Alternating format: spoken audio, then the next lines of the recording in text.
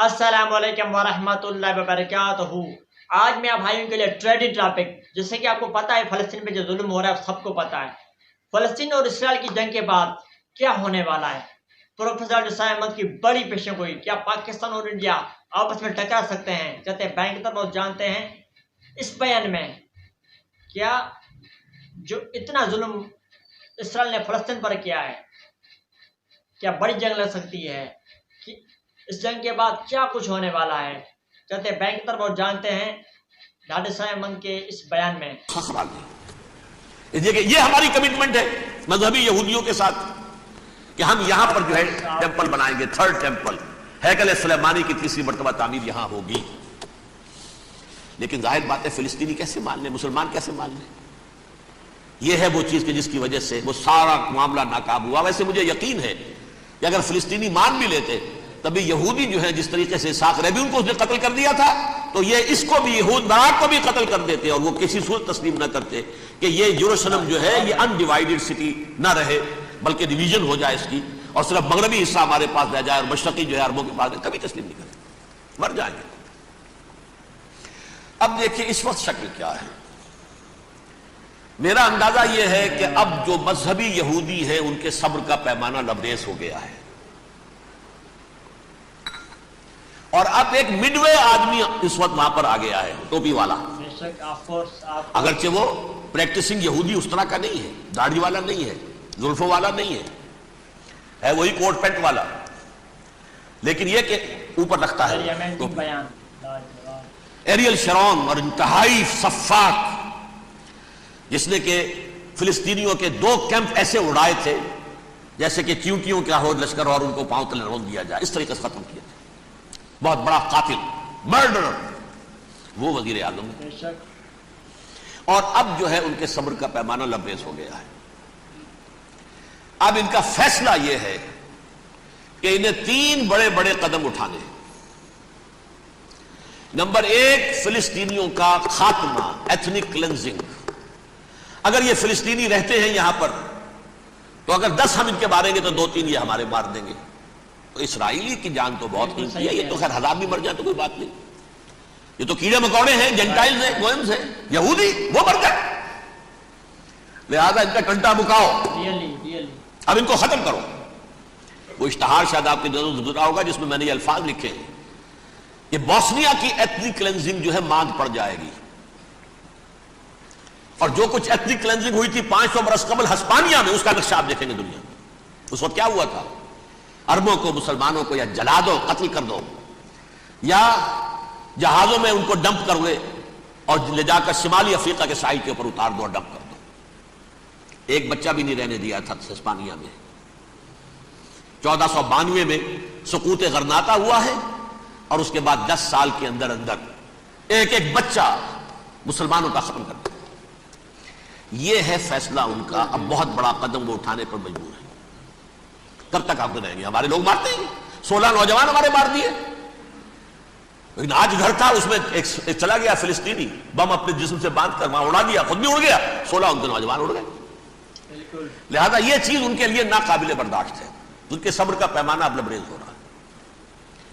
Number 2، انہیں بہرحال اب یہ کرنا ہے کہ مسجد اقصی کو گرائیں، قبۃ الصخرہ کو گرائیں اور ٹیمپل بنائیں۔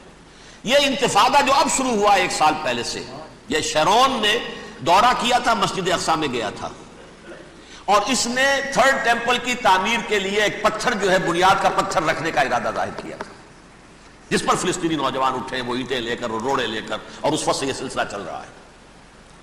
کتنے مارے جا چکے ہیں فلسطینی، لیکن کچھ نہ کچھ یہودی بھی مرے، اسرائیلی بھی مرے، اور جیسا کہ میں نے عرض کیا اب ان کے صبر کا پیمانہ لبریز ہو گیا۔ انف از انف، اب ہم اس معاملے کو ایک دفعہ جو ہے فائنلی ختم کر دیں اور اب بنائیں گے۔ لہذا اب جو ہے کئی ٹن وزن کے وہ جو پتھر تیار ہو کر آگے رکھ دیے گئے ہیں کہ یہاں یہ بنیاد پڑنی ہے، اس کے اندر یہ پتھر لگے۔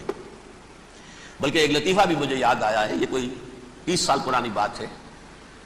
اس قبۃ الصخرہ کی مرمت ہوئی تھی تو اس کے اوپر جو یہ سونے کی پتلی چڑھی ہوئی ہے، یہ شاہ حسین اردن والے جو ہے، ظاہر بات تھا بھی انہی کے تسلط میں، یہ انہی کی تولیت میں تھا سن 67 سے پہلے، اس زمانے کی بات میں کر رہا ہوں۔ تو انہوں نے پتہ نہیں 30 من تھا یا 30 ٹن تھا سونا جو ڈونیٹ کیا تھا اس کے اوپر یہ پتلی چڑھانے کے لیے، جو بہت بڑا گنبد نظر آتا ہے پورے کے پورے ماحول کے اوپر چھایا ہوا۔ اس وقت یہودی اخباروں نے لکھا تھا بہت اچھا ہے، یہ سونا ہمارے کام آئے گا جب ہم اپنا ہیکل تعمیر کریں گے۔ کہاں جائے گا سونا؟ سونا یہی رہے گا نا، جب ہم گرائیں گے ہمیں وہ سونا مل جائے گا۔ اب وہ اس پر آ گئے، مزید دیر نہیں کر سکتے۔ رائٹ تو آپ نوٹ کیجئے، number 1 ethnic cleansing of Palestinians in Israel.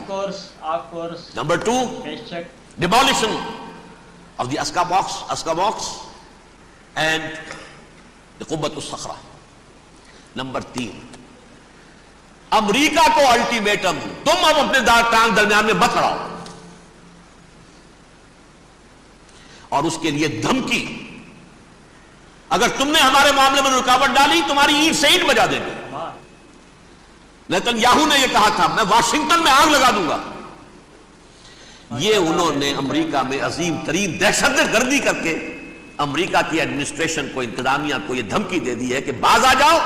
چنانچہ میں یہ بات کہہ کے پرسوں جمعے میں اپنی مسجد سے، مسجد دارالسلام سے نکلا، شام کو، اسی شام کو میں نے ایریل شیرون کی تقریر سن لی T V per. It is not acceptable. Don't appease the Arabs at our expense. بالکل We are not going to become Czechoslovakia. We have to depend on ourselves only and rely on ourselves only. کیا مطلب ہے اس کا؟ کس کو سنا رہا ہے؟ امریکہ بہادر، ہم تمہارے محتاج نہیں ہیں، ہم تمہارے ٹکڑے اڑا دیں گے، ٹکڑے کر دیں گے تمہارے، تم بیچ میں آؤ تو صحیح ہم، اور دیکھ لو ایک نشانی ہم تمہیں دکھا دیتے ہیں۔ مجھے 100% یقین ہے یہ پورا ہسٹوریکل پروسیس، اور جس جگہ یہ پہنچ گیا ہے، جس کریٹیکل پوائنٹ تک یہ پہنچ چکا ہے، یہ جو بھی حملہ ہوا ہے ورلڈ ٹریڈ سینٹر پر اور پینٹاگون پر، یہ اسرائیل کا کام ہے۔ اسرائیل سے کم تر کسی ادارے کے لیے ممکن ہی نہیں، اس لیے کہ اسرائیل کے ایجنٹ امریکہ کے پورے نظام کے اندر جو ہے گھسے ہوئے موجود ہیں، ہر جگہ موجود ہیں۔ جیسے سرطان کا پھوڑا ہوتا ہے پورے جسم میں وہ اپنی جڑیں جما لیتا ہے، بہترین بیان، ونڈرفل بیان۔ پوری ایڈمنسٹریشن، پوری اکانومی، تمام ذرائع ابلاغ، پرنٹڈ میٹر ہو یا یہ کہ الیکٹرانک میڈیا، سب ان کے قبضے میں، ڈیفنس کا سارا معاملہ ان کے قبضے میں ہے۔ کوئی اور طاقت یہ کر ہی نہیں سکتی۔ امریکہ، اس کے سیکیورٹی کے معاملات تہ در تہ، دائرہ اندر دائرہ، اس دائرے تک 100 میل تک کوئی جہاز آ جائے گا اگر کہیں جو کہ ان آئیڈینٹیفائی ہو تو یہ ہو جائے گا، اس سے آگے آگے تو یہ ہو جائے گا، اس سے آگے، اور وہ آیا چلا آ رہا ہے، پینٹاگون پر آ گیا ہے، اور 1 گھنٹے بعد آیا ہے۔ پہلی سٹرائک جو ہوئی ہے ورلڈ ٹریڈ سینٹر، اس کے 1 گھنٹے کے بعد پینٹاگون پر آ گیا۔ پینٹاگون وہ تو یوں سمجھیے ان کی مملکت کا حساس ترین دفاع کا مرکز، اور اس کا 1/3 حصہ جلا کے راکھ کر دیا انہوں نے یہ دھمکی دی ہے۔ لیکن اس سے ان کے پیش نظر مقاصد کیا تھے؟ 3۔ اس دہشت گردی کے 3 مقاصد۔ فوراً اس کا رخ موڑ دینا اسامہ اور اس کی القاعدہ کی طرف۔ امریکہ